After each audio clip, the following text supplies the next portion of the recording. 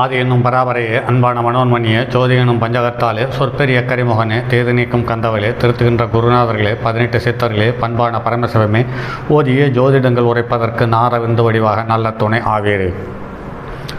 உலகில் உள்ள தமிழ் பேசும் அனைத்து நல் உள்ளங்களுக்கும் மற்றும் ஜோதிட சான்றோர்களுக்கும் மூத்தோர்களுக்கும் ஆர்வலர்களுக்கும் மற்றும் இந்த காணொலியை காணும் உங்களுக்கும் ஆஸ்தோராகும் இனிய நல் வணக்கங்கள்.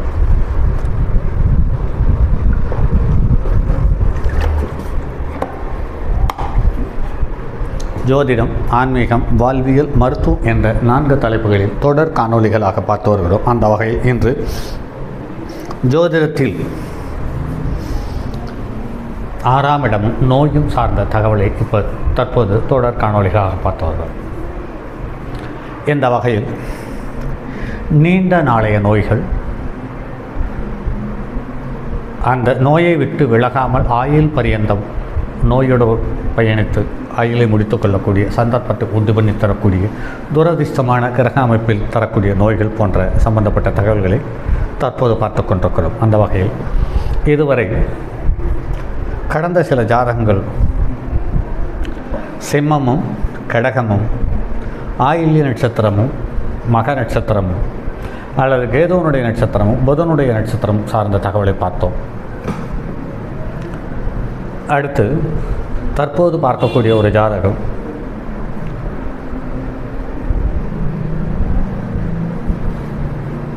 நீரிழிவு நோய் என்று சொல்லக்கூடிய சர்க்கரை நோயினால் கிட்டத்தட்ட 3 வருடத்திற்கு முன்னாலேயே ஒரு கால் நீக்கப்பட்டு விட்டது. அதாவது இடது கால்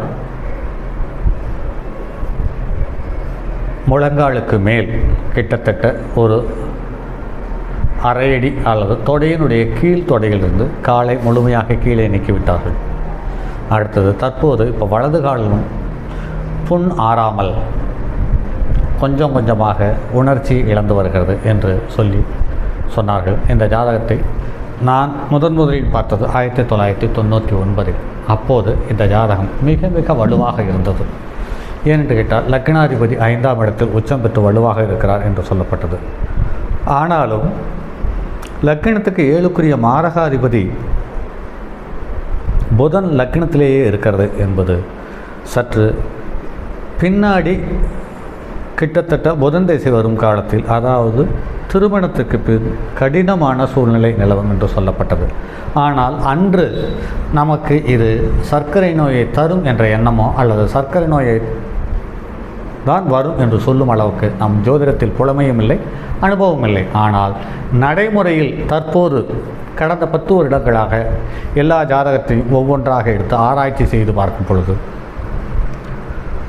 சுக்கிரனுடைய சாரத்தில் இருக்கக்கூடிய சுக்கிரனுடைய நட்சத்திர சாரத்தில் இருக்கக்கூடிய கிரகங்களும் புதனுடைய நட்சத்திரத்தை சாரத்தில் இருக்கக்கூடிய கிரகங்களும் சந்திரனுடைய நட்சத்திரத்தில் இருக்கக்கூடிய சாரம் பெற்ற கிரகங்களும் லக்னத்துக்கு 3க்குரியவனோ 6க்குரியவனோ 8க்குரியவனோ சம்பந்தப்படும் பொழுது, அல்லது இந்த சுக்கிரன் சந்திரன் புதன் இந்த 3 கிரகங்கள் ஏதாவது மாரகாதிபதியாகவோ அல்லது 3ஆம் அதிபதியாகவோ 8ஆம் அதிபதியாகவோ இருந்து அவர்களுடைய சாரம் பெற்று விரயத்தை தரக்கூடிய கிரகம் 12ஆம் அதிபதியும் இந்த 3 கிரகத்தினுடைய சாரம் பெற்று இருக்கும் பட்சத்தில் இவர்களுக்கு தீராத நோயை தந்துவிடுகிறது என்பது நடைமுறையில் கடந்த 10 வருடத்திற்குள் நாம் பார்த்து வருகிறோம். அந்த வகையில் இந்த ஜாதகம் நீண்ட நாளைக்கு முன்னே பார்த்த ஜாதகம் என்பதால் இதை தேடி எடுத்து நடந்த நிகழ்வுகளை ஒப்பிட்டு எந்த கிரகம் எந்த தசாபதியில் எந்த பாதிப்புகளை தந்திருக்கிறது என்பதை அடையாளப்படுத்தி தற்போது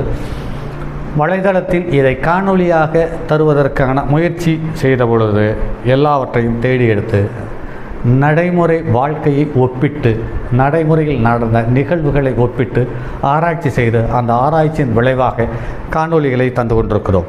இது எதற்காக இந்த காணொலிகள் என்று பார்க்கும் பொழுது ஜோதிடர்களுக்கு ஆகச்சிறந்த வரப்பிரசாதமாக அமையும். ஒரு நோய் எப்படி உருவாகிறது, அது எப்படி வளர்கிறது, எத்தகைய தன்மையோடு வளர்கிறது, அது எந்த கிரகத்தினுடைய துணையோடு வளர்கிறது, அல்லது நிவர்த்தி ஆகுமா நிவர்த்தி ஆகாதா என்பது சார்ந்த தகவலை நாம் தெரிந்து கொள்வதற்கு ஆகச்சிறந்ததாக அடையாளம் காட்ட இந்த மாதிரி காணொளிகள் என்பது மிகச்சிறந்த வரப்பிரசாதமாக அமையும் என்பதில் மாற்று கருத்தில்லை. அதனுடைய எண்ணத்தின் பிரதிபலிப்பு தற்போது நீங்கள் பார்க்கக்கூடிய காணொளிகள் அனைத்தும். ஜோதிடம் இல்லை என்று ஒரு சாரார், ஜோதிடம் இருக்கிறது என்று ஒரு சாரார். ஜோதிடம் இருக்கிறது என்று சொல்லக்கூடிய ஜோதிடர்களும் நோய்களை எல்லாம் அடையாளம் காட்ட முடியாது. அதற்கும் கிரகத்துக்கும் என்ன சம்பந்தம்? சாப்பிடக்கூடாது, சாப்பிட்டால் நோய் வரப்போகிறது, தவறான பழக்க வழக்கங்களுக்கு உட்பட்டால் நோய் வரப்போகிறது என்பது மேலோட்டமாக சொல்லக்கூடிய 40-50 வருட அனுபவம் உள்ள ஜோதிடர்களையும் நாம் பார்க்கிறோம். அதையெல்லாம் தாண்டி நாம் கடந்த 27 வருடமாக இந்த ஜோதிடம் என்ற பாதையில் பயணித்துக் கொண்டிருக்கிறோம். இந்த ஜோதிடத்தில் நம்மை கடந்து சென்ற மனிதர்கள் நமக்கு கொடுத்த தகவலின்படி, அவர்களுடைய ஜாதகம் நமக்கு கொடுத்த தகவலின்படி நடைமுறையில் ஆராய்ச்சி செய்யும் பொழுது நிறைய தகவல்கள் வெளிப்படுகிறது. அந்த தகவல்களையே இன்று உங்களுக்கு காணொளிகளாக தந்து கொண்டிருக்கிறோம். ஆக இந்த சர்க்கரை நோயாளியினுடைய ஜாதகம் சார்ந்த தகவலை பார்ப்போம். இது மீன லக்கணத்தில் பிறந்து லக்கணத்துக்கு 3-8க்குரியவனுடைய சம்பந்தம் இங்கே பலமான பாதகத்தை தந்தது என்பது முதன்முறையில் எடுத்துக்கொள்ள வேண்டிய தகவல். லக்கணத்தில் நீச்சக்கிரகம், லக்கணத்தில் புதன், லக்கணத்தில் நீச்சக்கிரகம், 4ஆம் இடத்தில் சந்திரன், 5ஆம் இடத்தில் குரு வக்ரம், 6ஆம் இடத்தில் சனி வக்ரம், 6வது இடத்தில் ராகு, 11வது இடத்தில் சுக்கிரன், 12வது இடத்தில் சூரியன், செவ்வாய், கேது. இது பொதுவான கிரக அமைப்பு. அடுத்து இதில் லக்கினம் முதல் 9 கிரகங்களும் எந்த கிரகத்தினுடைய நட்சத்திரத்தினுடைய காலில் அமர்ந்திருக்கிறது, அது எந்த தன்மையோடு இருக்கிறது, அந்த நட்சத்திரத்தை கொடுத்த கிரகங்கள் எவ்வாறு இருக்கிறது என்பது சார்ந்த தகவலை பார்ப்போம். லக்கினம் ரேவதி நட்சத்திரம் 1ஆம் பாதத்தில் அமர்ந்து 18.4 பாகை பெற்றிருக்கிறது. அதாவது 4-7க்குரியவனுடைய பாகை பெற்றிருக்கிறது. அதே சமயத்தில் அந்த ரேவதி நட்சத்திரத்தை தந்த புதன் லக்கினத்திலேயே நீச்சம் பெற்றிருக்கிறது. இது மிகப்பெரிய பலகீனம். அடுத்து லக்கினத்துக்கு 6க்குரிய சூரியன் என்று பார்க்கும் பொழுது அவன் லக்னாதிபதியினுடைய சாரம் பெற்று இருந்த போதிலும் சூரியன் தன்னுடைய சொந்த வீட்டை பார்த்து நோயை அதிகப்படுத்தும் தன்மையை கொண்டிருக்கிறார். அடுத்து சந்திரன் புனர்பூச நட்சத்திரத்தில் இருக்கிறது. இருந்தாலும் இந்த 4ஆம் இடம் என்று சொல்லக்கூடிய சுகஸ்தானத்துக்கு 7க்குரிய மாரகாதிபதி 10க்குரிய கர்மாதிபதியினுடைய சாரத்தை பெற்றிருக்கிறது. அதே சமயத்தில் செவ்வாய் சதய நட்சத்திரம் 2ஆம் பாதத்தில் அமர்ந்திருக்கிறது. அந்த ராகுனுடைய நட்சத்திரத்தில் அமர்ந்து ராகு லக்னத்துக்கு 6இல் சென்று மேலும் நோயை தீவிரப்படுத்தியுள்ளார். புதன் உத்திரட்டாதி நட்சத்திரத்தில் அமர்ந்து அந்த உத்திரட்டாதி நட்சத்திரம் 3ஆம் பாதத்தில் அமர்ந்து 13.37 பாகை பெற்றிருக்கிறது. அந்த புதனுக்கு நட்சத்திரத்தை கொடுத்த சனி தனக்கு 6இல் நின்று வக்ரத்தை பெற்றிருக்கிறது என்பதுதான். வக்ரத்தை பெற்று சூரியனும் செவ்வாயும் நேருக்கு நேர் சனியினுடைய தொடர்பை பெற்றிருக்கிறது என்பது மேலும் பலகீனமான ஒரு தகவல். அடுத்து குரு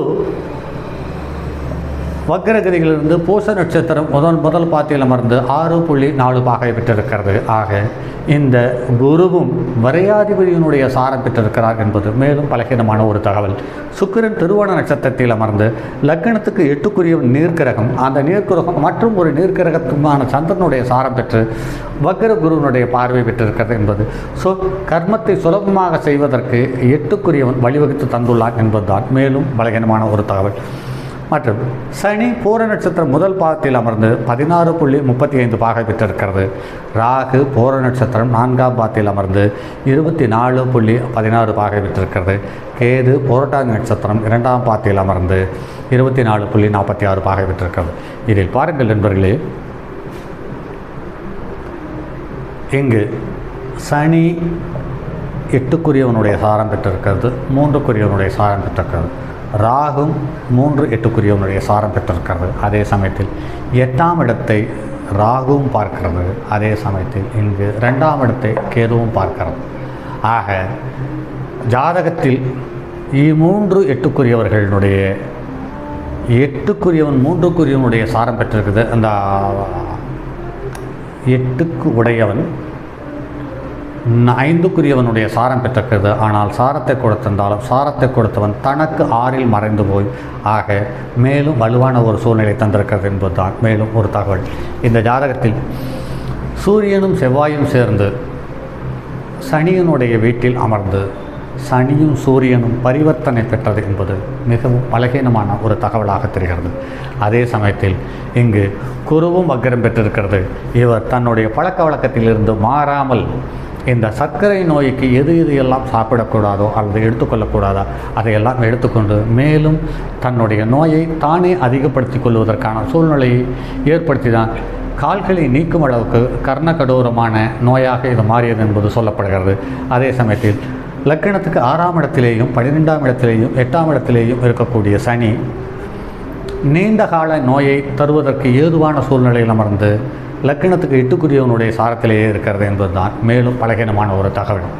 ஆக ஒரு ஜாதகத்தில் நீர் கிரகத்தினுடைய நட்சத்திர சாரத்தில் ஒன்றுக்கு மேற்பட்ட கிரகங்கள் அமைந்து அந்த நீர் கிரகத்தினுடைய நட்சத்திரத்தை தந்த நீர் கிரகத்தினுடைய நட்சத்திரத்தை பெறும் பொழுது நீர் சம்பந்தப்பட்ட நோய்கள் அல்லது சர்க்கரை வியாதி மற்றும் நீரிழிவு சம்பந்தப்பட்ட நோயை சுலபமாக தந்துவிடுகிறது என்பதுதான் மேலும்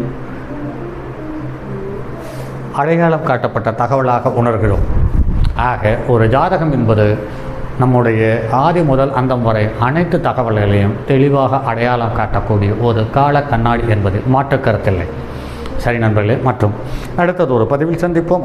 அதுவரை உங்களிடமிருந்து விடைபெறுவது உங்கள் அன்பு நண்பன் எம் ராஜரத்தினம். அது மட்டும் இல்லாமல் இனி வரக்கூடிய ஒவ்வொரு பதிவுகளும் புது தகவல்களாக கொடுக்க காத்திருக்கிறோம். அதே சமயத்தில் இதில் அடுத்து வரக்கூடியது இதே நோய் சம்பந்தப்பட்ட ஒரு சில ஜாதகங்களை போட்டுவிட்டு அடுத்தது டாக்டர் யார் மற்றும் விவசாயி யார் மற்றும் மாநிலத்தில் இருக்கக்கூடிய அரசாங்க தலைவர்கள் யார், அரசாங்க வேலையாள் யார் மற்றும் மத்திய அரசில் அரசு பணியாளர்கள் யார், அது மட்டுமல்லாமல் ஆசிரியர்கள் யார், குருமார்கள் யார் என்பது சார்ந்த நிறைய தகவல்களை காணொளிகளாக தர இருக்கிறோம்.